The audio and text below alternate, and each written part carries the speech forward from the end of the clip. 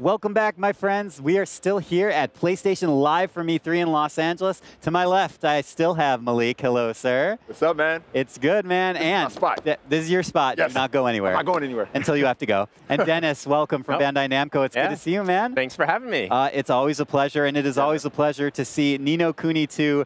Let me see, Revenant Kingdom. I want to make sure I get the title right. Yes. Which was just recently revealed, November 10th? November 10th, 2017. November 10th, coming this year to PS4. So, Dennis, first of all, well, we can just jump right into the demo, so we'll get that rolling. But tell me a little bit about what Kuni II is all about. Yeah, so Kuni II, Revenant Kingdom, it follows the story of a young boy, Evan, who he ends up being the king of Ding Dong Dell.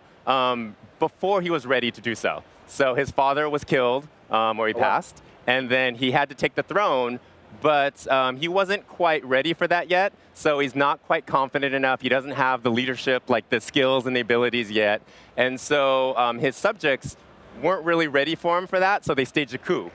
So at that time, Evan is not so much exiled, but he's chased out of his kingdom, and then he has to go on his journey to learn how to become a leader, how to gain the right to be a king, and then build a kingdom. So we will probably get this demo going soon. So, oh, there it is. Perfect. I feel like there's always a parental influence in these games, because I remember with Oliver, it was his mother, right? Yeah. Yeah. I love that, though. And that's really heavy, right? Because we're talking about, death in the family. We're talking about, like, the throne and ascendancy.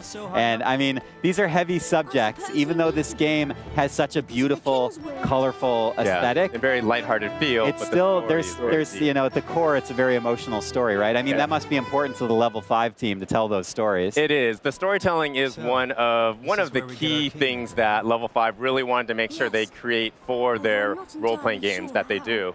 So taking a cue from their partnership with different people that collaborated on the games, on the original Ni no Kuni and on Revenant Kingdom, it really goes into working with people who have worked on just great animated masterpieces, like Studio Ghibli films. Right. So because of that, that kind of coming-of-age story that really translates through, young kids, parents, adults, everyone can kind of relate to it.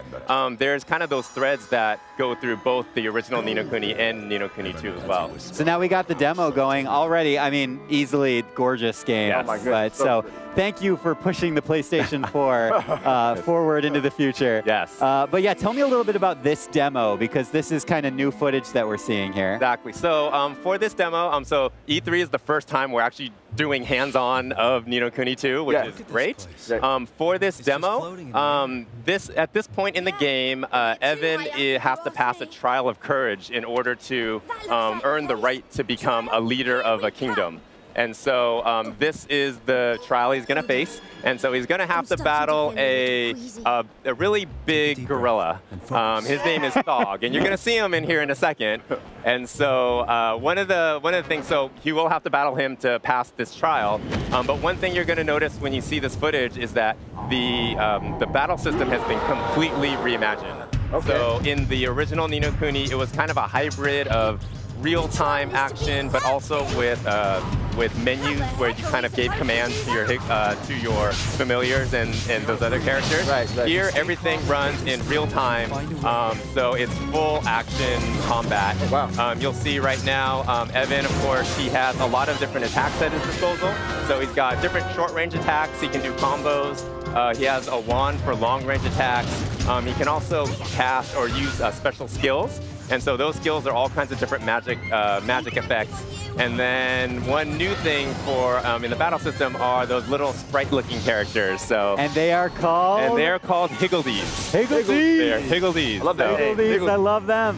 And so you can see they have kind of a mind of their own. So they have their own intelligence. They'll attack the enemies. They'll do different things. They'll distract them. But at the same time, there's kind of two main functions for them in battle. And so one of them is when you see that little light circle, that's when the higgledies kind of gather together, and then you can give them a command, and then those commands that you can give them will buff your party. Oh, so wow. they will either increase your defense, increase your attack, sometimes they'll heal you. The fire ones, so the little orange-red ones, they'll put up a fire shield that will block most, or if not all, fire damage.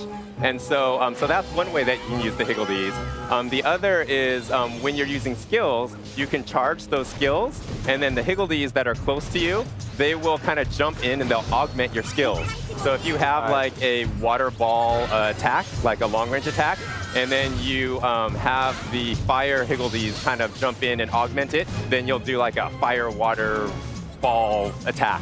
And so much going on the screen right now. I'm obsessed with these higgledies, dude. I mean, look, I'm just gonna throw it out there. I'm gonna get a higgledy tattoo. My next tattoo. Where? Right here. Right on the chest. Right on the chest. Right on the chest. No, there's so much going on, and like you said, this is so different from the original combat system. Yeah, let's talk some more about some of the changes you guys made with the combat. Now, to my understanding, you can actually switch characters in combat too. So on the fly, you can switch to any of the characters in your party. And so in the E3 demo, we locked it out, but like for this battle, you'll be able to switch between Evan, and in his party, there's Roland and Tawny. So you can switch on the fly. They all have slight variations of their strengths and skills. And so you can definitely use the different characters that you want to use to battle the different bosses. Nice. Some of the fun little nuanced things as well is so all kind of real-time combat systems for role-playing games. You can block, of course, you can guard, but then one thing that they incorporated was also it has a just guard feature. That's not the official name, but that's what I'm calling it. So very much like in fighting games, in some fighting games, if you kind of tap that block or you tap block, at the right time, you can basically do a parry. Here it's not a parry, but you can basically negate damage if you do that and you get kind of a nice to show up. So there's lots of little nuances that they did to kind of incorporate the skill of the player while you're in battle without breaking the whole kind of leveling up system as well, because the action RPG's combat is really tough because you need the leveling and you need the progression of your characters to grow stronger as you play through.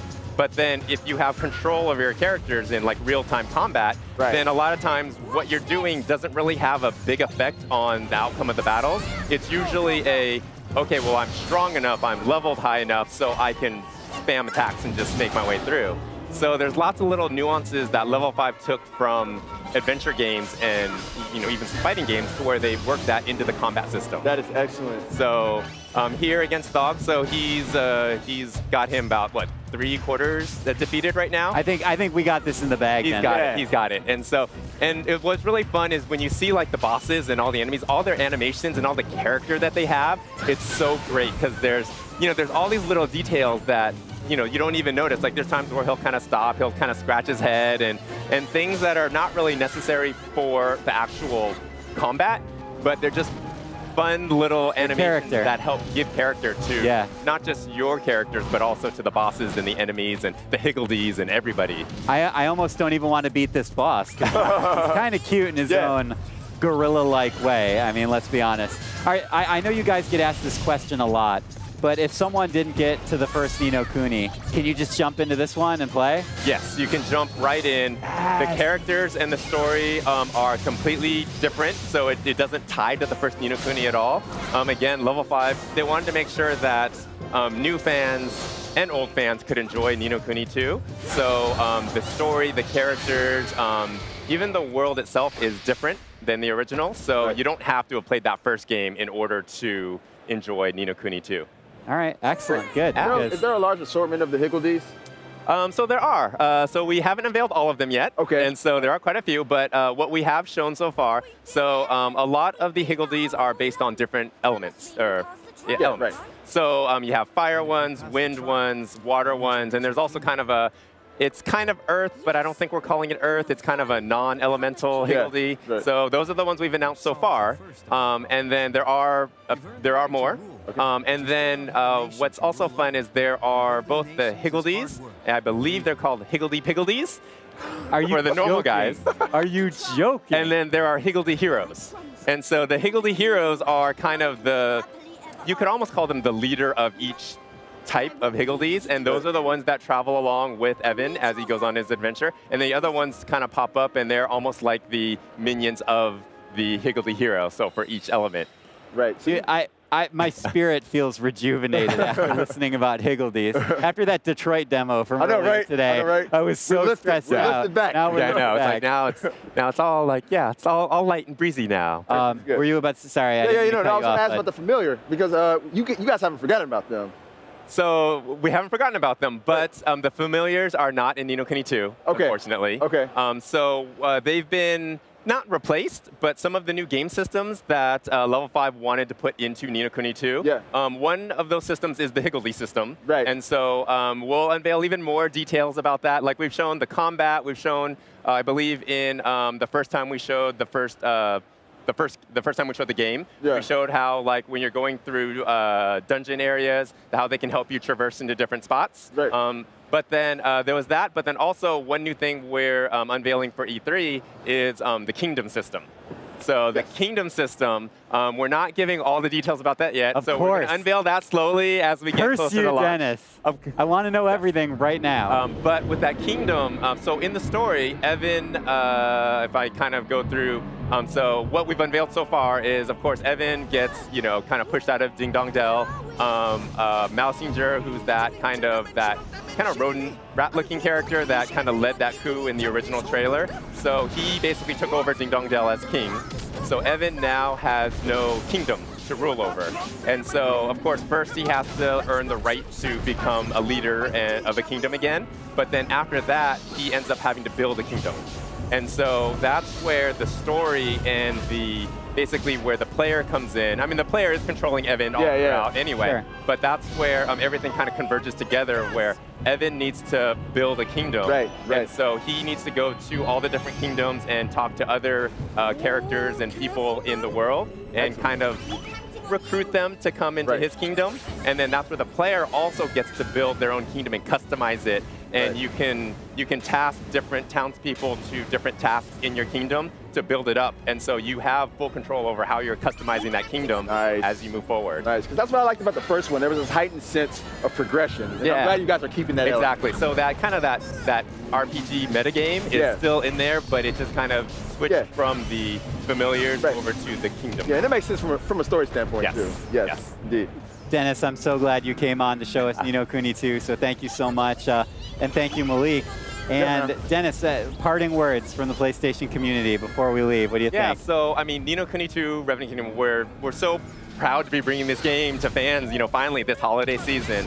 And the game itself, like I mentioned earlier, I mean, it's a coming of age tale, and it really seamlessly kind of blends the sensibilities from from theatrical, animated movies and and role-playing games, and it merges them together into this kind of art form that becomes Ni no Kuni II Revenant Kingdom. And so, definitely when it comes out November 10th, 2017, PlayStation 4, definitely check it out because it's such a great game.